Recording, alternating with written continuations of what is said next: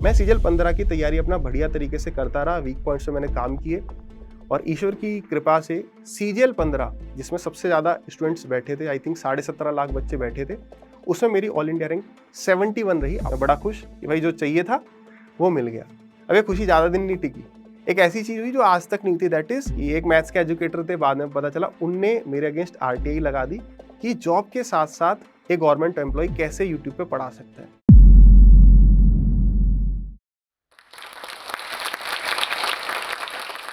Hello everyone, सभी को नमस्कार। मैं अवधेश दीक्षित आप सभी का जोश टॉक्स के इस प्लेटफॉर्म पर स्वागत करता हूं।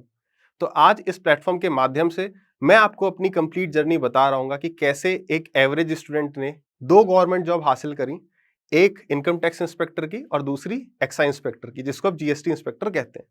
और क्या परिस्थितियां बनी कि मेरे को वो जॉब छोड़नी पड़ी और अब जो है मैं कंप्लीटली फुल टाइम पढ़ा रहा हूं। जैसा कि मैंने आपको बताया कि मेरा नाम अवधेश दीक्षित है, तो मेरे पिताजी जो हैं ये डिफेंस फोर्सेज में थे, एयरफोर्स में थे। लास्ट 2 इयर्स पहले जो है वो रिटायर हुए, तो मेरा मन जो था वो डिफेंस फोर्सेज में जाने का था। पापा के साथ डिफरेंट पोस्टिंग्स में मैं रहा, हर जगह पढ़ाई हुई। तो 10वीं में जो मेरे मार्क्स थे वो 70% थे। आजकल के बच्चों के बहुत ज्यादा मार्क्स आते हैं, 80-85%। 11th में मैंने साइंस साइड ली और क्योंकि डिफेंस में जाना था, एनडीए का एग्जाम होता है, कई सारे स्टूडेंट्स जानते होंगे, तो मैंने एनडीए का फॉर्म भरा और मेरा जो है रिटर्न क्लियर हो गया। तो मेन जो होता है वो होता है SSB, that is interview of 5 days. तो वहां पर मेन दिक्कत होती है, वो मैंने एसएसबी दिया, मेरा नहीं हुआ। अब ऐसे एक और एसएसबी दिया रिटर्न क्लियर करके, वो भी नहीं हुआ। अब मैंने कहा कि भाई 12th हो गया, 12th के बाद क्या किया जाए। तो मुझे पता चला कि भाई अगर डिफेंस फोर्सेज में जाना है तो बीटेक करके फायदा मिल जाता है। और बीटेक करके ये फायदा मिल जाता है कि आपके अटेम्प्ट्स बढ़ जाते हैं। टीजीसी करके कोर्सेज होता है, टेक्निकल ग्रेजुएट कोर्स। तो मैंने फिर बीटेक करी।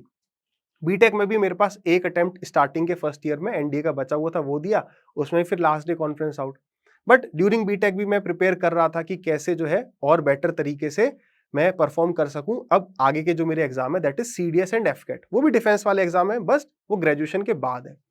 अब मैंने सीरियसनेस मेरी इतनी थी कि मैंने जो है पहले ही, जब मैं एलिजिबल नेक्स्ट ईयर हूं, मैंने पिछले ईयर ही प्री फाइनल ईयर में ही मैंने सीडीएस का एग्जाम दिया, जो कि मेरा क्लियर हो गया। अब मेरा माइंड मेकअप था कि हाँ भाई मैं रिटर्न एग्जाम जो है निकाल लूंगा। तो जितने भी मेरे दोस्त भी थे वो ये कहते थे भाई इसको तो सिर्फ डिफेंस में जाना है। और मैंने, हाँ ये मैं मानूंगा कि पढ़ाई पर उतना फोकस ना करते हुए बीटेक की, मैंने सारा फोकस जो है डिफेंस फोर्सेज के एग्जाम पर रखा। उसके बाद क्या होता है कि नेक्स्ट ईयर जब मैं सीडीएस का एग्जाम देता हूँ, मेरा फाइनल ईयर रहता है बीटेक का, मेरा जो है रिटर्न क्वालिफाई हो जाता है सीडीएस का और मैं एसएसबी देने जाता हूँ। मैं वहां पर हो जाता हूँ रिकमेंड, जो इतने साल से चल रहा था, कॉन्फ्रेंस आउट, एक आधी बार फर्स्ट डे आउट। तो वो चीज टूटते हुए मैं फाइनली रिकमेंड हुआ एयरफोर्स पायलट के लिए। अब यहाँ पर जाके फिर ऐसी चीज होगी जिसके बारे में मैंने कभी नहीं सोचा था, कि मैं मेडिकली अनफिट हो गया। शायद आप देख पा रहे हो, ये हाथ सीधा आपको दिख रहा होगा, ये आपको इधर जाते हुए दिख रहा होगा, तो इसको कहते हैं क्यूबिटस वल्गस। ये एंगल जो अलाउड होता है दैट इज 15 डिग्री, ये 17 डिग्री है, that is a permanent rejection. अब मेरी बीटेक कंप्लीट हो गई। अब मैं सोच रहा हूँ कि भाई अब क्या करना है, क्योंकि ये एक परमानेंट रिजेक्शन है, अब क्या। तो मैंने अपने रूममेट से पूछा भाई आप लोगों ने क्या प्लान किया है बीटेक के बाद। तो उन्होंने कहा यार हम जो है आईईएस की तैयारी करेंगे मेडिजी से। तो दिल पर पत्थर रख के मैंने कहा कि चल यार मैं भी तैयारी करूंगा, भले उधर उतना मेहनत पहले नहीं करी थी बट अब करेंगे। तो यार उन्होंने बोला कि आपका जो मन था वो डिफेंस में जाने का था, आप यहाँ की पढ़ाई के लिए सीरियस नहीं थे, तो यार हमने ना अपना दूसरा रूम पार्टनर रख लिया है। तो उस समय बड़ा दुख हुआ कि यार मतलब मैं, ठीक है मैं इस तैयारी के लिए मैं बहुत मेहनत नहीं कर रहा था, बट कहीं तो मैंने डेडिकेशन से मेहनत करी थी। अब जो चीजें मेरे हाथ में नहीं थी वो, अब उसका मैं क्या कर सकता हूँ। बट आज जब मैं उस चीज को देखता हूँ कि ठीक है, अगर उस दिन उसने मेरे को रख लिया होता तो आज मैं पता नहीं क्या ही कर रहा था, क्योंकि वो मेरा फील्ड नहीं था। मैं जो तैयारी कर रहा था एनडीए की, सीडीएस की, उसने मेरे को एसएससी में बहुत हेल्प किया। तो कई बार ऐसा होता है लाइफ में, सिचुएशंस हमारे आती हैं, हमें लगता है कि यार सब कुछ मेरे फेवर में नहीं जा रहा है। बट हो सकता है ना कि ईश्वर ने कुछ हमारे लिए बहुत अच्छा, उससे अच्छा सोच रखा हो जो हम सोच रहे हैं। तो इसके बाद जो है मैं आगरा आ जाता हूँ, क्योंकि मेरे काफी रिलेटिव्स वहां पर थे। और इसी दौरान जो है मेरे पिताजी की पोस्टिंग अपना तमिलनाडु से महाराष्ट्र में हो गई थी, नासिक में। तो मैंने कहा कि देखते हैं कुछ तैयारी यहाँ करें, क्योंकि उस टाइम पर जो है ऑनलाइन कोचिंग्स नहीं थी। तो आगरा में थोड़ी बहुत कोचिंग्स थी, मैंने कहा यहाँ पर हम तैयारी करेंगे। इस दौरान जो है मैंने एसएससी के बारे में सुना था, जब मैं सीडीएस के एग्जाम्स देने जाता था, या मेरे क्लास में भी एक दोस्त था, वो कुछ एसएससी की बात करता था। तो मैंने उसमें फुल फ्लैश तरीके से सर्च नहीं किया था। मैंने कहा नहीं भाई कुछ और देखते हैं, क्योंकि मेरी जीके उतनी स्ट्रांग नहीं थी, मुझे उस पर उतना कॉन्फिडेंस था नहीं। फिर इसी दौरान क्या होता है, मेरे कज़न का फ़ोन आता है भैया का, दिल्ली से। वो कहते हैं कि यार जॉब करेगा टाटा मोटर्स में। तो जब हम जो बेरोजगार होते तो क्या होता है यार, भाई कहीं पर भी जॉब दिला दो, कैसी भी जॉब दिला दो, यही होता है। तो मैंने कहा हाँ भैया। तो उन्होंने कहा 3 लाख का पैकेज रहेगा, दिल्ली आ जा, इंटरव्यू दे दे। फिर मैं वहां जाता हूँ जहां मुझे जाना था, मतलब टाटा मोटर्स नूनी हाई। वहां मैं इंटरव्यू के लिए जाता हूँ या बातचीत के लिए जाता हूँ, तो उन्होंने कहा, पहले तो 2 घंटे बाहर वेट कराया। पता चला कि यार सीज़नल जॉब्स भी होती हैं। मतलब 6 महीने आप जॉब करोगे, फिर पता नहीं जॉब आगे रहेगी कंटिन्यू या नहीं। फिर 2 घंटे के बाद अंदर जाते हैं, उन्होंने कहा कि आप उनके अशोक जी के रेफरेंस से आए हैं, तो ठीक है आपके लिए जॉब है। आपके पास बाइक है?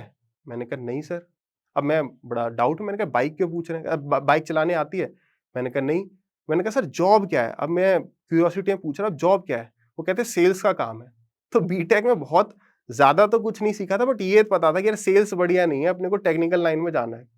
बट फिर वही कि और कुछ प्लान भी था नहीं, तो मैंने कहा कि चलो सेल्स में सैलरी कितनी है? मैंने सोचा 15-20 कह दे तो हम करने लगेंगे। तो मैंने कहा सर सैलरी? कहते वैसे तो 5,000 है, मगर आपने बीटेक करी है, आपको 6,000 देंगे। तो भाई बड़ा एकदम अंदर से लगा, मैंने कहा 6,000 कहाँ, मैं यार ऑफिसर बनते-बनते रह गया और यार यहाँ 6,000। मैं खड़ा हूँ, मैंने सर को बोला सर इतने बुरे दिन नहीं आए, तो मैं कुछ कर लूँगा, ठीक है? मैं घर आता हूँ, मेरे को आज भी याद है, मैं 6-7 घंटे लगातार लैपटॉप पर बैठा रहा। एसएससी सुना था, आज वो दिन आ गया था कि यार पता किया जाए कि बेसिकली ये एसएससी है क्या? मैंने पेपर पे पूरा लिखा कि भाई इसमें कौन-कौन सी वैकेंसीज़ हैं, इसकी प्रीवियस कट ऑफ कितनी गई हैं, किस स्टेट के लिए कितनी कट ऑफ गई है, प्रीवियस ईयर का क्वेश्चन देखा कि भाई मैं कर सकता हूँ, नहीं कर सकता हूँ, मन से एक आवाज़ आई कि यार हो जाएगा। मेहनत देखो, मेहनत से कभी भी जी नहीं चुराना है, क्योंकि जब आपने सोच लिया कि मैं कर सकता हूँ, तो 50% काम हो गया। अब हम सोचें कि भाई क्या कहते हैं, अगर हमें ही अपने डिसीजन पे भरोसा नहीं है, तो दूसरा व्यक्ति कैसे करे? हमारे मम्मी-पापा, भाई-बहन कैसे भरोसा कर लें कि हम कुछ कर जाएँगे? मैंने कहा हो जाएगा, बहुत मेहनत लगेगी, करेंगे। और कल से कोचिंग स्टार्ट, और पूरे दिन जो है पढ़ाई कर रहे हैं। तो उसके बाद प्री मैंने दिया, अच्छे तरीके से प्री क्लियर हुआ, और फिर मैं जो है मेंस की तैयारी के लिए दिल्ली गया। लोगों ने बोला भाई दिल्ली में अच्छी तैयारी होती है। अब दिल्ली जाके एक छोटी-सी मिस्टेक कर दी, जो आजकल आप कर रहे हो ना, कि टफ क्वेश्चंस करेंगे, टफ क्वेश्चंस करेंगे। इसी तरीके से मैंने मैथ्स का पहले तो प्रॉपर कोर्स किया, और एंड में 1 महीने का क्रैश कोर्स भी कर लिया। तो जिस वजह से मेरी रैंक जो है काफ़ी डाउन गई, जितनी अच्छी जा सकती थी उसके मुकाबले में, आगे वो चीज़ बताऊँगा। जब मैंने मेंस दिया, मेरे को ये था कि कोई पोस्ट तो मिल जाएगी, चाहे टीए वगैरह हो, टैक्स असिस्टेंट वगैरह। और क्योंकि मैंने बताया कि मेरे पिताजी का ट्रांसफ़र नासिक हो गया था, तो मैंने 1 हफ्ते का टाइम के बाद अपना रिज़र्वेशन नासिक का करा रखा था कि मैं सीजीएल 15 के लिए तैयारी वहीं से करूँगा, क्योंकि मुझे अपनी गलतियाँ पता चल चुकी थी। आप भी कभी कोई पेपर दे के आते हो, उसी दिन लिखो कि क्या-क्या गलती हुई, बाद में भूल जाओगे। 1 हफ्ते का टाइम लिया, तो जितने मेरे, आप ये कह लो जूनियर्स कह लो, या साथ के जो भाई-बंधु थे जो मेरे पीजी में रह रहे थे, क्योंकि मैं सेम चीज़ यार स्टार्टिंग से 11वीं से वही चीज़ पढ़ रहे हैं, चाहे वो एवरेज हो, क्योंकि सिलेबस सेम है, नॉन टेक्निकल मैथ्स है, प्रॉफिट लॉस, वो सारा सिलेबस वही, एनडीए, सीडीएस, एफकेट और फिर अब एसएससी। तो मन तो मेरा पढ़ाने का था, चीज़ें बहुत क्लियर थी, तो मैंने अपने उन दोस्तों को पढ़ाया, 1 हफ्ते उनके साथ रहा, व्हाइट बोर्ड छोटा-सा लेके उस पे पढ़ाया। तो उन्होंने कहा भैया आप ना पढ़ाना ज़रूर। तो मैंने उनसे एक ही बात कही कि यार देख, पढ़ाना तो मैं डेफिनिटली चाहता हूँ, क्योंकि सेम चीज़ मैं काफ़ी टाइम से पढ़ रहा हूँ। बट ये चाहता हूँ कि क्लास में कभी कोई उठ के ये ना कह दे कि भैया या सर इतना ही आसान था, तो आपने क्यों नहीं किया? तो मेरा मन ये था कि मैं खुद एग्ज़ाम को क्लियर करूँ, और फिर जो है मैं आगे गाइड करूँ, ताकि मेरे को अंदर से भी लगे कि हाँ यार, मैं बता रहा हूँ, मैंने खुद किया ये चीज़। तो फिर मैं घर पहुँच जाता हूँ नासिक, सीजीएल 14 का रिज़ल्ट आता है। तो उसके बाद नाम मेरे को लग रहा था टैक्स असिस्टेंट के सामने लिखा होगा, तो मिलता है Awadhesh Kumar Dixit, excise inspector, all India rank 3850, 3850 मेरी रैंक थी।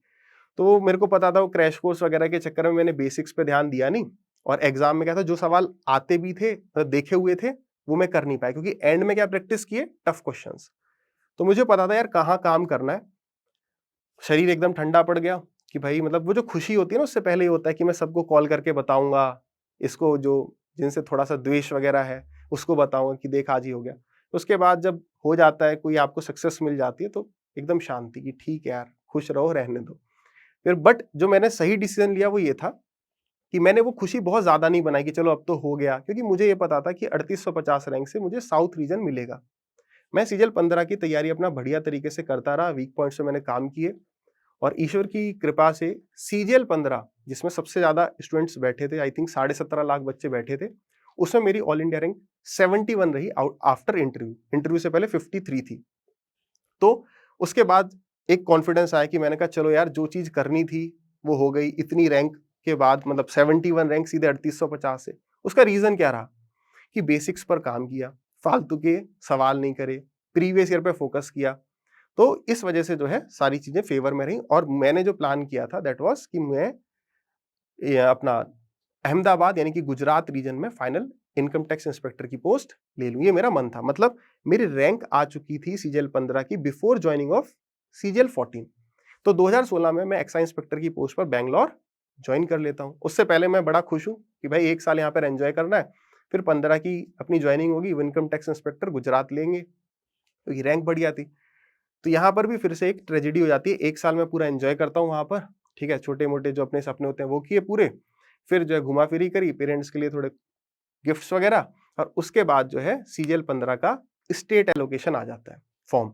तो मैंने स्टेट एलोकेशन भर दिया।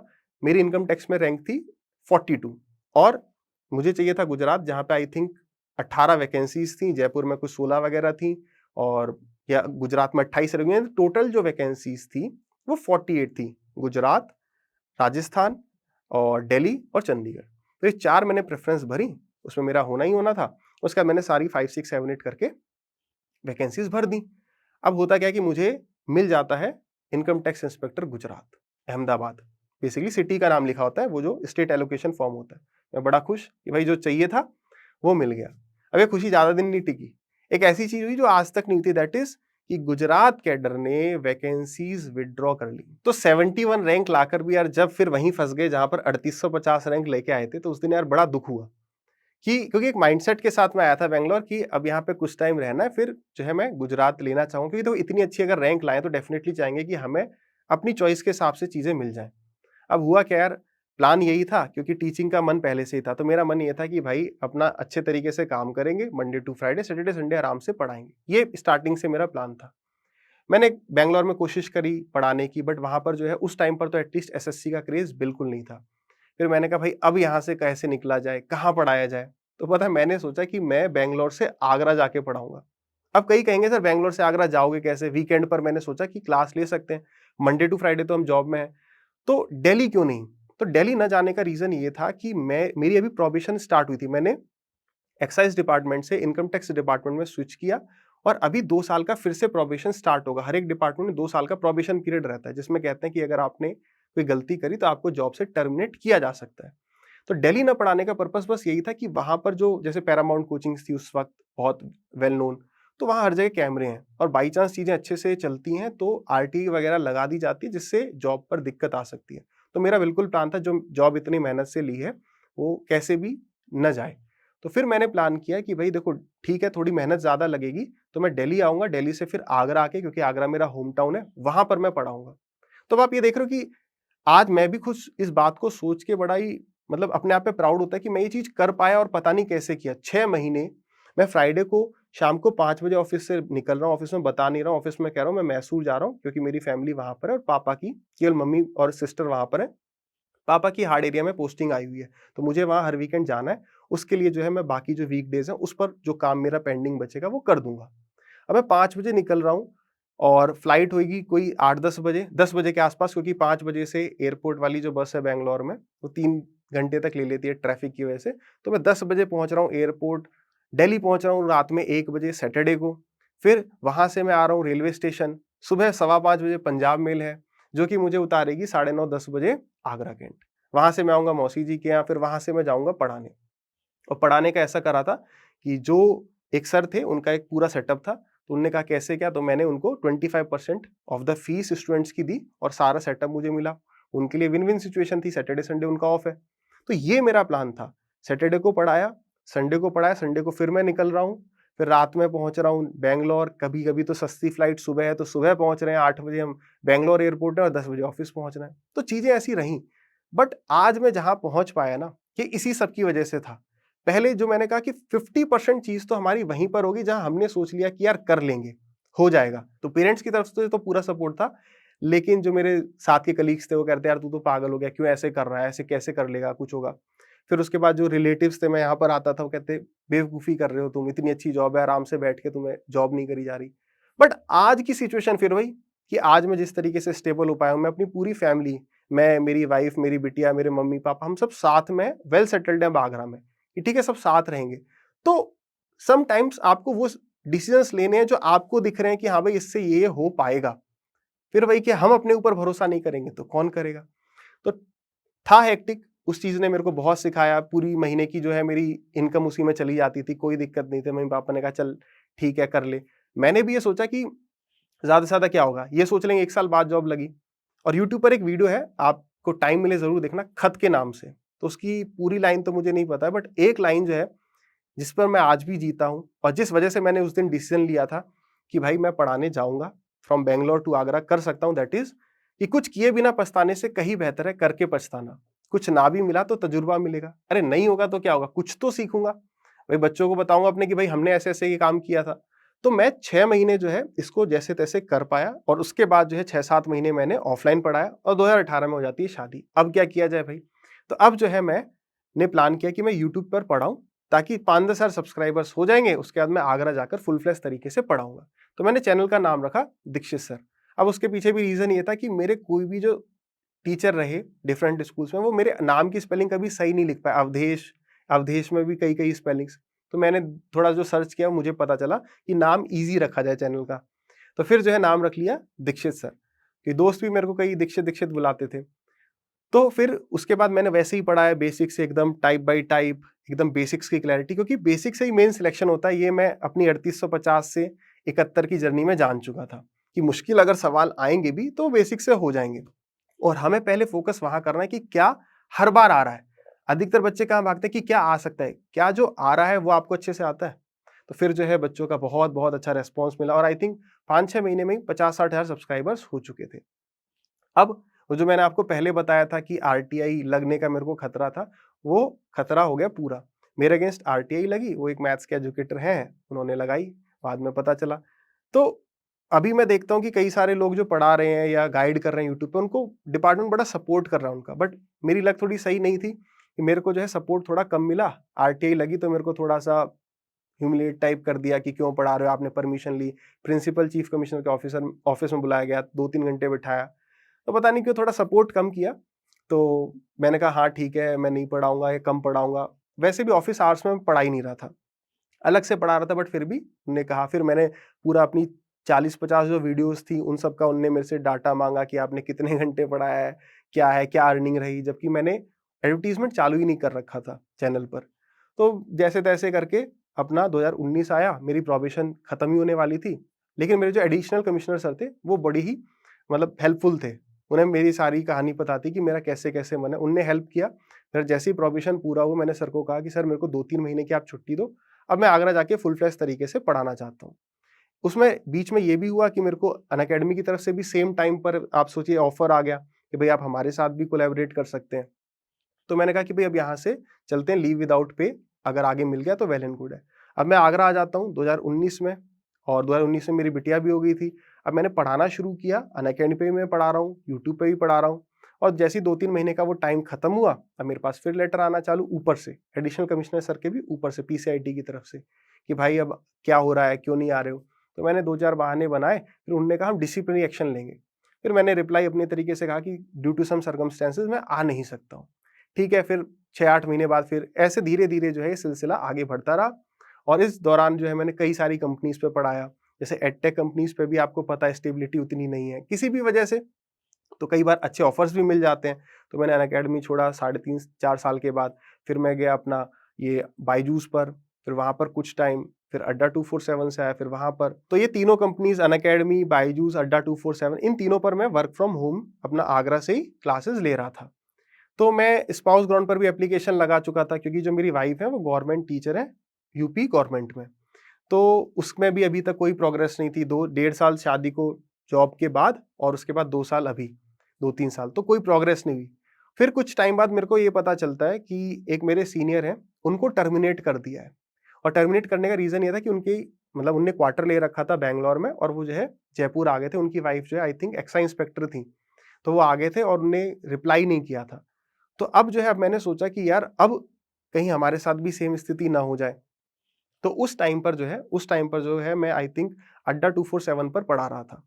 तो उस टाइम पर मैंने डिसाइड किया कि मैं रिज़ाइन कर देता हूँ डिपार्टमेंट से, रीज़न बीइंग कि अगर आपने मान लो आपको टर्मिनेट किया गया है, तो आप किसी भी गवर्नमेंट जॉब के लिए एलिजिबल नहीं है।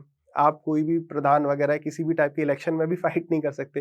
डेफिनेटली मेरे को करना नहीं है, बट मैंने कहा कि कोई मुझे निकालने से बेटर ये है कि कोई ट्रांसफ़र तो होने नहीं वाला है, ना मैं वहाँ जाके फिर से जॉइन करूँगा। तो मैंने जो है खुद ही रिज़ाइन कर दिया 2022 में। मई या जून का महीना था, 2-3 महीने के बाद जो है मेरा टर्मिनेशन एक्सेप्ट हो गया। उसके 2-4 महीने बाद जो है मैंने अड्डा 247 भी छोड़ा और मैंने फुल फ्लैश तरीके से केवल अपने ही ऐप पर, वो भी दीक्षित सर के नाम से हमने स्टार्ट करी, उसी पर अपने कोर्सेज़ जो है सेल आउट करना चालू किया और बच्चों का बहुत अच्छा रिस्पॉन्स मिला। टिल डेट बहुत सारे स्टूडेंट्स जो हैं कनेक्शन में हैं भी, नहीं है, जो सेलेक्ट हुए। तो उसके बाद जो है उस टाइम से यही चल रहा है कि मैं अब अपना पढ़ा रहा हूँ 2022 में जॉब छोड़ने के बाद। कुछ स्टूडेंट्स कभी-कभी यूट्यूब पे कमेंट कर देते हैं कि सर आपने बहुत, मतलब कुछ लोग सीधे कहते हैं कि आपने गलत डिसीजन लिया लाइफ का, ऐसा रिजाइन करके, इतनी अच्छी जॉब थी। बट मैं जानता हूँ ना कि मतलब मैंने सही किया, गलत किया, मैं जिस स्टेज पर आज हूँ, मेरी पूरी फैमिली, मैं, मेरी वाइफ, बिटिया, मम्मी-पापा सब साथ में हैं, परमानेंट सेटल हो गए हैं, जो-जो चीज़ें मुझे चाहिए थी वो मेरे पास हैं, डिसेंट सेविंग्स हैं, कोई फाइनेंशियल लायबिलिटी नहीं है। तब जाके मैंने 3 साल का समय लिया रेज़िग्नेशन करने में, रिज़ाइन करने में। तो उसके बाद जो है आज की डेट में अगर मैं बताऊँ तो मैं बहुत खुश हूँ अपनी लाइफ़ से, और शायद आपने भी इस जर्नी से कुछ ना कुछ रिलेट किया हो, कुछ सीखा हो। एंड में मैं बस यही कहूँगा कि जो भी आप ड्रीम देख रहे हो, उसको पूरा करने के लिए मेहनत आपको करनी है और उस ड्रीम पर भरोसा आपको रखना है। जब आपको भरोसा होगा तभी आप जब अपने पेरेंट्स को बताओगे पापा मैंने ऐसे-ऐसे प्लान किया है, तो वो सारी चीज़ें समझेंगे और आपको सपोर्ट करेंगे। बट जब तक हमें ही अपने गोल पर, अपना जो भी ड्रीम है उस पर भरोसा नहीं है, तो बाकी लोग हमारा भरोसा क्या ही करें। तो जाते-जाते जो है मैं जोश टॉक्स प्लेटफ़ॉर्म को थैंक यू कहना चाहूँगा, क्योंकि मैं बहुत टाइम से सोच रहा था कि अपनी कहानी अपने यूट्यूब चैनल पर डालता तो वो डिले होता गया। उन्होंने मुझे बुलाया, उसके लिए बहुत-बहुत थैंक यू।